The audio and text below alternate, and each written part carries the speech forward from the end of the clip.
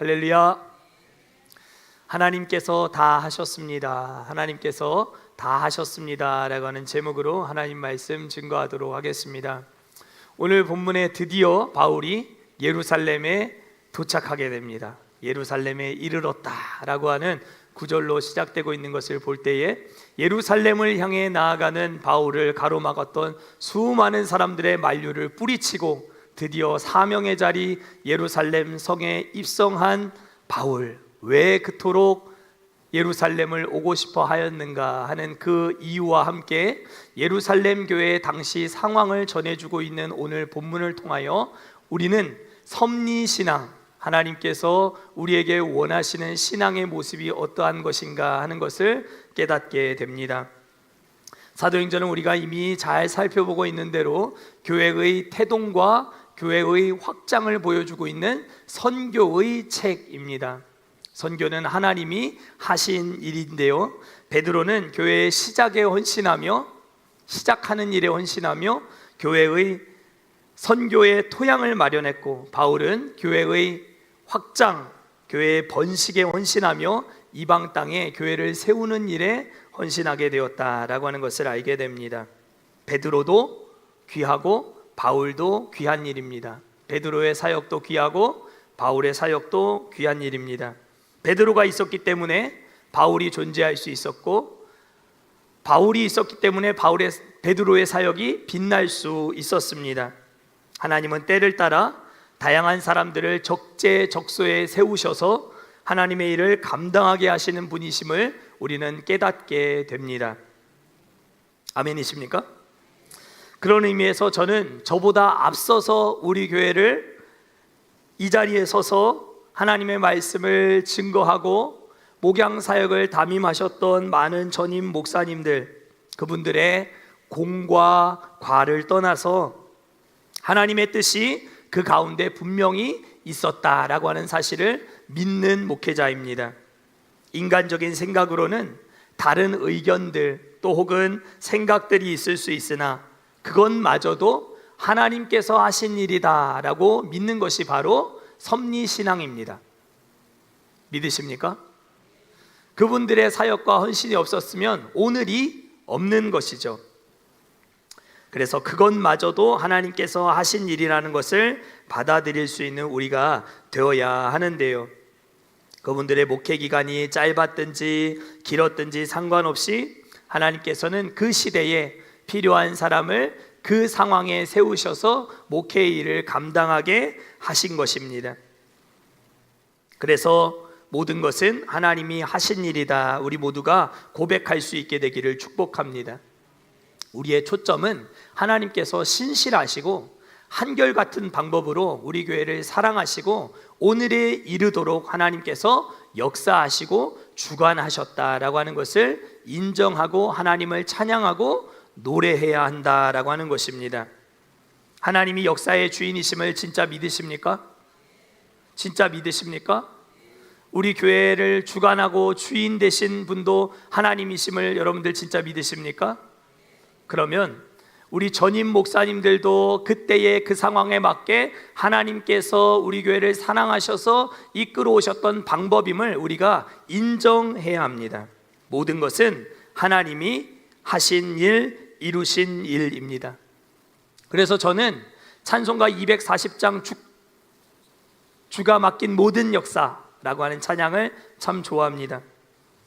주가 맡긴 모든 역사 힘을 다해 마치고 밝고 밝은 그 아침을 맞을 때 요단강을 건너가서 주의 손을 붙잡고 기쁨으로 주의 얼굴 배우리. 나의 주를 내가 그의 곁에 서서 배우며 나의 주를 손의 못자국을 보아 알겠네. 아멘이십니까? 주가 어떻게 하신 모든 역사? 맡기신 모든 역사, 힘을 다해 마치고 밝고 밝은 그 아침을 맞을 때 요단강을 건너가서 주의 손을 붙잡고 기쁨으로 주의 얼굴 배우리. 주가 이루신 역사 속에 힘에 지나도록 수고하며 최선을 다해 살다가 요단강을 건너가서 주의 손을 붙잡고 주의 얼굴을 보는 그날을 사모하며 기다리는 우리가 되어야 할 줄 믿습니다. 지금은 다 이해가 되지 않아도 그날 그때에 하나님 얼굴 보면 그때 왜 그러셨는가, 그때 우리 교회에 왜 그런 환난을 주셨었는가, 왜 그런 어려움을 딛게 하셨는가, 왜 그런 고난의 터널을 통과하게 하셨는가, 그 대답을 듣게 되는 날이 분명히 있을 것이다 라고 하는 사실을 믿는 것, 그것이 무슨 신앙이라고요? 섭리신앙입니다. 하나님이 인생의 주권자가 되시고 온 세상의 주인이 되시고 우리 교회의 주인이 되심을 인정하는 것, 그것이 우리가 가져야 될 중요한 섭리신앙이라는 것입니다. 그런데 오늘 240장 찬송을 보면 가사의 내용이 앞뒤가 안 맞는 것처럼 느껴지는 부분이 있습니다. 주의 손을 붙잡고 기쁨으로 주의 얼굴 배우리. 주의 손을 붙잡고 주의 얼굴을 봤다. 나의 주를 내가 그의 곁에 서서 배우며 나의 주를 손의 못자국을 보아 알겠네 라고 고백하고 있는 이 찬양은 왜 손을 잡아봐야만 주님의 얼굴을 보고 왜 손을 잡아봐야만 주를 알게 된다고 고백하고 있을까요? 이 찬송가의 작사자는 일평생 앞을 보지 못한 시각장애인이었기 때문입니다. 무려 8,500편의 찬송시를 썼던 어마어마한 작사가 페니 크로스비 여사, 그 여사가 바로 이 240장 주가 맡긴 모든 역사를 작사를 했는데요. 그는 이 땅에서는 보지 못하고 마음껏 이해할 수 없고 어려움이 있지만 그날 그때에 요단강을 건너가서 주님의 손, 못자국 난 그 손을 붙잡게 되는 순간 주님을 알게 되고 주님이 내 인생에 이런 환난과 어려움을 주셨던 이유가 무엇이었는가 알게 되는, 깨닫게 되는 그런 순간이 분명히 있을 것이다. 그는 그렇게 고백했습니다. 섭리신앙을 보여주는 아주 대표적인 사람이다라고 저는 생각합니다. 사랑하는 성도 여러분, 여러분들도 지금 이해되지 않는, 이성적으로 도무지 용납할 수 없고 받아들일 수 없는 그런 어려운 상황을 맞이하고 있다 할지라도 못자국 난 손을 붙잡게 되는 순간 우리는 진정 우리의 인생의 주인이 되셔서 우리의 삶을 인도하시고 이끌어 오신 하나님의 깊으신 뜻을 이해하고 찬송하고 영광을 올려드리는 때를 반드시 맞이하게 될 것입니다. 아멘이십니까? 그 하나님을 만나게 될 날 우리 모두 사모하며 살아갈 수 있게 되기를 축복합니다. 성경을 보면 하늘이 땅보다 높음같이 하나님의 생각은 우리의 생각과 다르다, 그만큼 높다, 그렇게 말씀하고 있습니다. 하나님의 그 원대하고 큰 계획 속에 우리가 그 속에 들어와 있다라고 하는 것을 인정하고 받아들이는 우리 모두가 되어야 할 줄 믿습니다. 그래서 오늘 바울 역시도 자신의 인생을 이끌어 오신 하나님의 삶을 지금 3차 선교 여행까지 다 마치고 예루살렘까지 들어와서 자신의 선교 보고를 통해 내 인생의 주관자 되신 섭리신앙을 보여주고 있는 모습을 우리가 볼 수 있게 되는 것입니다. 바울은 오늘 본문 19절에서 내가 이 예루살렘까지 와야만 했던 이유를 분명히 밝혀주고 있는데요, 우리 17절부터 19절까지 말씀을 다시 한번 읽어보겠습니다. 시작.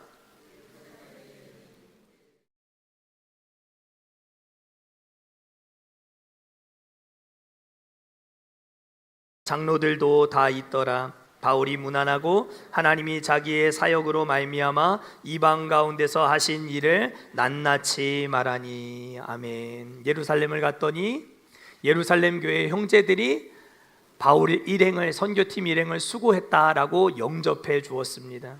그리고 그들 앞에서 이제 3차 선교 여행까지 있었던 선교지에서 있었던 일들을 종합하여 낱낱이 보고하는 가운데 그의 일을 두고 무슨 일이라고 말하고 있습니까? 이방 가운데서 하나님이 하신 일이라고 말하고 있는 것을 볼 수 있습니다. 내가 인생을 살아왔지만 내 인생은 하나님이 이끄시고 역사하시고 붙들어 주셨던 그 일을 감당하는 순간이었다라고 말하고 있는 것이죠. 그러면서 자신의 목적이 무엇인가라고 하는 걸 이어지는 구절들을 통해 보여주는데요. 유대인 교회인 예루살렘 교회와 자신이 이방 지역에서 선교하며 세웠던 에베소, 고린도, 데살로니가, 베레아, 또 빌립보와 같은 이런 교회가 다 주 안에서 하나된 교회이다, 주 안에서 형제된 교회이다, 다른 교회가 아니라 하나인 교회이다 라고 하는 것을 입증하고 증명하기 위해서 그는 그토록 예루살렘까지 오고 싶어 했다라고 하는 것을 알게 됩니다. 그래서 바울 곁에는 어떤 사람들이 함께하고 있었다 했죠? 마게도냐에서 헌금을 거두어서 예루살렘 교회를 돕기 위하여 그 데살로니가와 베레아야 또 빌립보 교회에 있었던 교회의 리더들, 그들이 바울 곁에 함께하고 있었다라고 하는 것도 우리가 사도행전 20장 4절 말씀을 통해 알게 되었죠. 바울 곁에 누가 있었는가? 베레아 사람 브로의 아들 소바도도 있었고, 데살로니가 사람 아리스다고와 세군도와 더베 사람 가이오와 같은 사람들이 바울 곁에 함께하고 있었습니다. 생소한 그 이름들은 바로 그 마게도냐 지역에서 예루살렘 교회를 돕기 위하여 헌금을 모아가지고 출발했던 교회의 리더들이었습니다. 그들이 함께 예루살렘에 와야 했던 이유, 우리는 다 같은 한 하나님을 섬기는 하나의 교회다라고 하는 것을 보여주고 가르쳐주고 싶었던 마음 때문이었다라고 하는 것을 알게 됩니다. 사랑하는 성도 여러분, 성도의 주된 관심은 교회의 하나됨, 교회의 일치여야 할 줄 믿습니다. 한 분 하나님을 섬기는 하나님이 주인된 하나님의 교회는 주 안에서 분리될 수 없습니다. 정치적인 입장이 조금씩 다를 수가 있고, 또 신학적인 견해 차이가 있을 수도 있고, 또 재정적인 예산 규모의 차이가 하늘과 땅처럼 큰 격차가 나는 그런 교회가 있을 수 있고, 어떤 교회에서는 성도들이 담배를 피울 수 있도록 흡연실을 준비해 놓는 그런 교회도 있는가 하면, 우리가 존경하고 사랑하는 침례교회 유명한 설교자였던 찰스 스펄전 목사님 같은 경우는 설교 준비하다가 땡기면 시가를 탁 물고 담뱃불을 탁 붙이고 한번 빨고 손으로 다 쓰셨거든요. 스펄전 목사님은 그렇게 해서 담배 피면서 설교 준비하여 하나님 말씀을 증거했던 사람도 있었고, 독일의 교회 목사님들은 독일의 문화가 음료수가 맥주다 보니까 식사 시간에 밥 먹을 때 맥주 한 잔 곁들여서 먹는 것 전혀 문제 삼지 않는 그런 교회들도 있더라는 거예요. 다른 교회냐? 그렇지 않다는 것입니다. 주 안에서 하나된 교회, 교회의 일치, 그것을 지켜나가는 일이 중요하다라고 하는 것을 가르쳐주기 위해서 오늘 바울이 예루살렘을 그토록 오고 싶어 했다라고 하는 것을 우리가 본문을 통해 확인하게 되는 것입니다. 교회는 어떤 상황에서든 손을 잡아야 합니다. 하나됨을 지키기 위한 일치의 노력을 다하는, 추구하는 그런 모든 성도들이 되실 수 있기를 축복합니다. 물론 이단과 사이비와 손잡으라는 것은 아닙니다. 헬라 문화권에 세워져 있었던 빌립보 교회와 상대적으로 역사가 오래되지 않았던 에베소 교회와 또 교회 중에 교회라고 할 수 있는 유대인들이 주류를 이루고 있었던 예루살렘 교회가 그리스도를 머리로 모신 하나의 공동체임을 잊지 말아야 한다라고 하는 뜻이 포함되어 있었던 것입니다. 왜냐하면 이 모든 것이 다 하나님이 하신 일이었다라고 바울이 믿고 있었기 때문입니다. 바울은 1차 선교 여행을 마치고 돌아왔을 때도 아주 비슷한, 오늘 본문과 아주 비슷한 내용의 선교 보고를 했다라고 사도행전 14장 27절 28절 말씀이 우리에게 가르쳐주고 있습니다. 바울은 1차 선교 여행을 마치고 안디옥 교회에 이르러서 선교 보고를 할 때도 다음과 같이 말했습니다. 그들이 이르러 교회를 모아 하나님이 하신, 함께 행하신 모든 일과 이방인들에게 믿음의 문을 여신 것을 보고하고 제자들과 함께 오래 있으니라. 아멘. 바울의 관심은 늘 한결같았습니다. 교회의 일치, 하나님께서 하신 일, 그래서 우리는 연합해야 하는 것, 손을 잡아야 하는 것, 하나가 되는 것, 이것이 바울의 지극히 큰 관심사였다는 것입니다. 그런데 예루살렘에 돌아오고 보니까 예루살렘 교회의 상황은 생각보다 심각한 상황이었습니다. 어떤 심각한 상황이 있었는가? 바울에 대해서 큰 오해가 쌓여서 목회자 바울, 선교 사역을 감당하는 이 바울을 향해서 많은 오해들로 교회가 아주 큰 분란과 어려움을 겪고 있는 상황이었다라고 하는 것을 우리는 본문을 통해 알게 됩니다. 하나됨을 지키기 위한 노력이 수포로 돌아갈 수 있는 아주 위기의 상황을 맞이하게 된 것이었죠. 그 오해에 대한 내용이 20절과 21절에 기록되어 있습니다. 유대인 중에 수만 명의 사람들이 이 바울을 오해하고 있었는데요. 당시 예루살렘의 전체 인구가 약 10만 명 정도 되었다라고 하는 것을 우리가 짐작해 볼 때 유대인들 수만 명의 사람들이 바울에 대해서 오해를 갖고 있는 이 상황은 여러 부분에서 위태로운 것이었습니다. 그리고 이어지는 구절들을 보면 바울은 실제로 위험한 지경에 이르러서 붙잡히게 되고 자신의 선교 사역을 소명하게 되는 그런 과정들도 우리가 보게 되는데요. 이들 중 대부분의 사람들은 예수님을 믿고 있었지만 여전히 율법을 철저히 지켜야 하고 또 지켜야 한다고 가르치고 있는 율법주의자 그리스도인들이었기 때문이었습니다. 이들이 바울에 대해서 오해하고 있는 내용도 율법과 관계되어 있는 일이었습니다. 그들은 바울이 이방에 나가서 전도할 때 유대인들도 할례 안 받아도 된다라고 말하고 다닌다고 생각하고 있었고, 예수님을 믿었으면 됐지 율법을 지키는 일이 무슨 중요한 일이냐라고 말하고 다니며 값싼 복음을 증거하고 있다라고 하는 소문이, 헛소문이 예루살렘 교회 안에 확 퍼지게 된 것이었습니다. 바울을 헐뜯고 미워하는 사람들, 평소 마음에 들어 하지 않았던 사람들은 예루살렘 교회가 수만 명의 유대인들이 이렇게 들고 일어나고 있는 이 상황 속에 거기다 기름을 부어서 이 교회가 더 흔들리고 더 어려워지도록 만들었다라고 성경이 말씀합니다. 헛소문을 계속해서 퍼뜨리고 있었던 것이죠. 그러나 사실 소문과 상관없이 유대인 입장에서 보았을 때 바울이 증거하는 복음과 신학은 참으로 받아들이기 어려운 것이었을 것이다, 우리가 충분히 예상할 수 있습니다. 유대인들에게 익숙하고 맞는 것은 예수님을 믿고 구원을 받지만 율법도 철저하게 잘 지켜야 된다라고 말하는 것이 유대인들이 아주 받아들이기 편안한 복음이었습니다. 그런데도 불구하고 바울은 예수님을 믿었으면 됐지 율법을 지키는 일은 중요하지 않다, 율법을 지킬 의무가 없다라고 말하고 구원을 받기 위한 조건으로 율법의 종이 되어야 할 필요가 없다라고 말하고 다니는 저 바울이 전하는 복음을 받아들일 수가 없었던 사람들이 있었던 것이죠. 유대인들은 기본적으로 바울에 대해 불편한 감정을 가지고 있었는데 거기에 헛소문을 퍼뜨리는 사람들까지 예루살렘 교회에 들어와서 교회를 더 힘들게 하고 있었던 이 상황 속에 지금 바울이 선교팀 일행과 함께 예루살렘에 도착하게 되었던 것입니다. 오해가 오해를 낳고 오해가 번져나가고 있는 이 상황, 이들이 오해하고 있는 부분은 사실이 아니었습니다. 바울은 유대인들에게 할례를 받지 말고 율법을 지키지 않아도 된다라고 하는 말을 한 적이 없었습니다.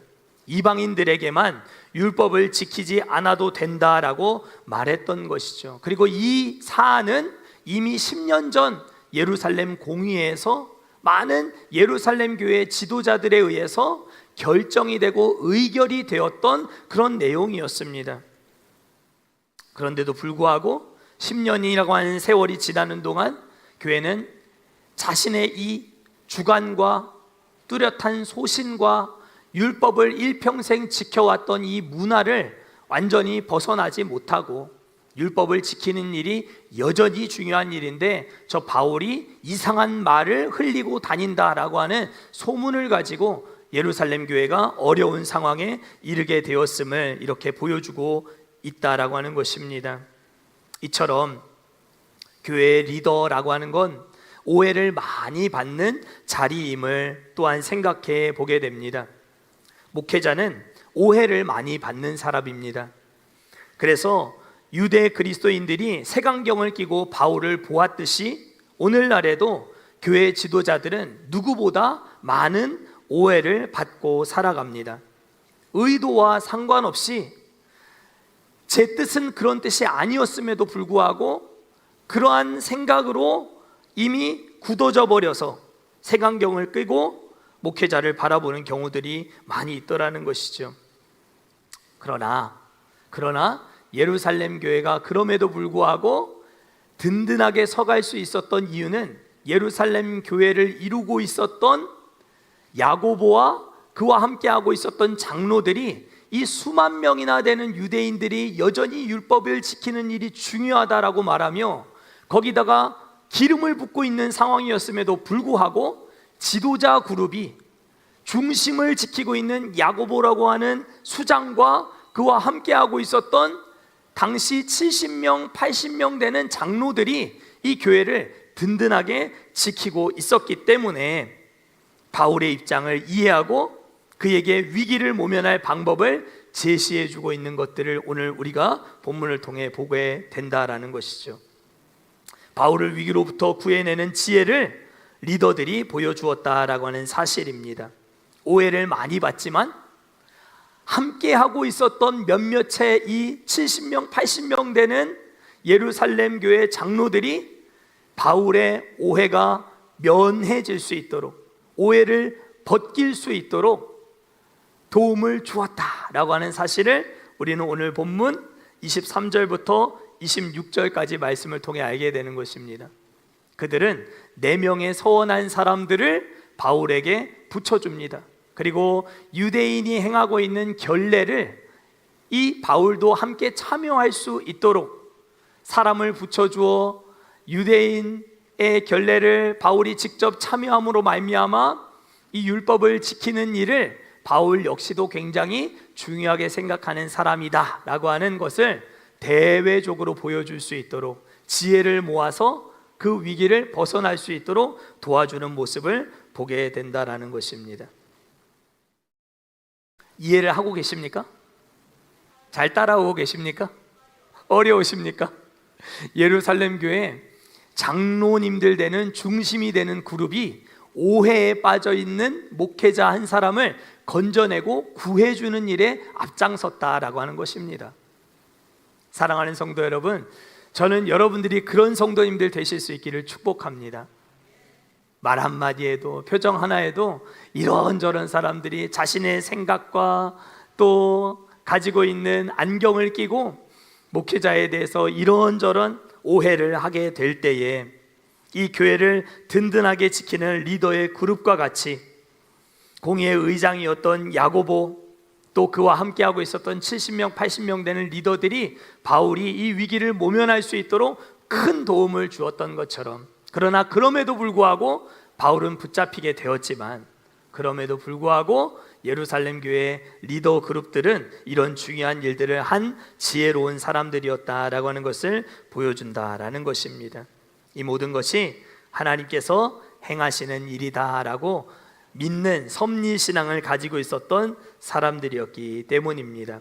사랑하는 성도 여러분, 여러분들이 그런 신앙을 소유한 하나님의 사람들 되실 수 있기를 축복합니다. 이들은 사도 바울이 사역에 막힘이 없도록 바울의 이 선교 사역에 어려움이 지장이 생기지 않도록 오해가 생기지 않도록 마음껏 사역을 펼쳐볼 수 있도록 큰 도움을 주었던 사람들이었다라고 말합니다. 여러분도 한번 생각해 보십시오. 70명, 80명이 바울이 오해받고 있다라고 아무리 주장을 해도 수만 명의 성도들이 이 장로님 찾아와서 이 얘기하고 저 장로님 찾아와서 이 얘기하고 사람들의 말이 얼마나 주변에 많이 있었겠습니까? 바울은 그런 사람이 아니다고, 바울은 이런 나쁜 사람이라고 계속해서 얘기하는 그런 일들이 얼마나 많이 있었겠습니까?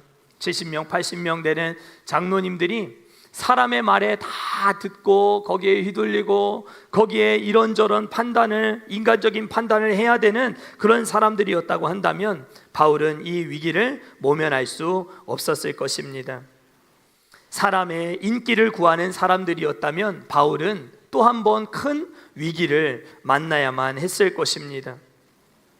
헛소문을 기반으로 바울을 오해하게 만들기 위해 얼마나 많은 사탕 발림과 그들의 인간적인 노력이 있었을까. 70명 대 수만 명의 싸움이 되었겠지요. 사랑하는 성도 여러분, 사람들의 수군거리는 말에 여러분들 휘둘리지 않으실 수 있기를 축복합니다. 팩트가 아니라면, 헛소문이라면 여러분들 거기에 마음 빼앗기는 일들 없기를 축복합니다. 교회의 일치, 하나됨, 그것이 우리 초미의 관심이 될 수 있기를 소망합니다. 예수님의 동생이었던 야고보, 공의의 의장, 그는 많이 배운 사람도 아니었을 것입니다. 어려서부터 지극히 큰 가난 속에, 찌든 어려운 생활 속에 공부를 했으면 얼마나 많은 공부를 했었겠습니까? 그런데 그는 초대교회의 이 신학적인 문제를 해결하기 위해서 앞장섰던 지혜로운 리더요, 참 능력자였습니다.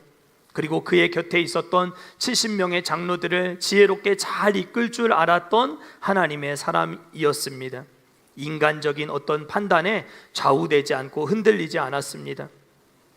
바울을 끝까지 신뢰하고 아끼고 지지하였습니다. 사랑하는 성도 여러분, 교회의 일치를, 하나됨을 추구해 나가는 그런 섭리신앙의 소유자들 다 되실 수 있기를 축복합니다. 복음만 같으면, 복음만 다르지 않으면 우리는 다 주의 은혜 안에서 하나가 될 수 있습니다. 약간의 견해 차이가 있고 입장 차이가 있고 생각이 다를지라도 주의 성령께서 우리를 하나 되게 하시기 때문에 문화적인 차이도 극복할 수 있고 정치적인 견해 차이도 극복할 수 있고 경제적인 격차도 다 메워나갈 수 있습니다. 주 안에서 하나가 될 수 있다는 것입니다. 예수님을 믿고 예수님 때문에 구원받고 예수님의 영광을 위해 산다고 하는 이 복음의 기본적인 노선에 차이가 없다면, 사소한 부분에 있어서 다양한 견해의 차이와 의견 차이가 있을지라도 하나님 은혜 안에서 하나됨을 지켜나가는 저와 우리 모두가 될 수 있기를 축복합니다. 하나님의 진정한 자녀는 헛된 소문과 루머의 마음을 빼앗기지 않고 바울과 예루살렘 교회들이 서로를 기꺼이 영접하여 서로 마음의 문을 열고 받아들일 수 있었던 것처럼 하나가 되어야 한다는 것, 오늘 본문이 우리에게 말씀하고 있는 중요한 교훈입니다. 사랑하는 성도 여러분, 우리가 그런 삶을 살 때에 많은 이들이 하나님께 영광을 돌리게 될 것입니다. 오늘 본문 20절 말씀입니다. 선교 보고를 들었던 예루살렘 교회에 많은 이들이 그것을 듣고 하나님께 영광을 돌렸다라고 말합니다. 한 마음 한 뜻이 되어 하나님 앞에 영광 올려드렸던 예루살렘 교회, 그들을 이끌었던 리더들처럼 우리 모두가 그런 은혜 속에서 교회 공동체를 지켜나가는, 그래서 내일도 모레도 70주년을 넘어 100주년에도 우리 교회가 하나님께 헌신된 자들로 말미암아 하나님께 큰 영광을 올려드리는 그런 우리 교회가 될 수 있기를 주의 이름으로 간절히 축원합니다.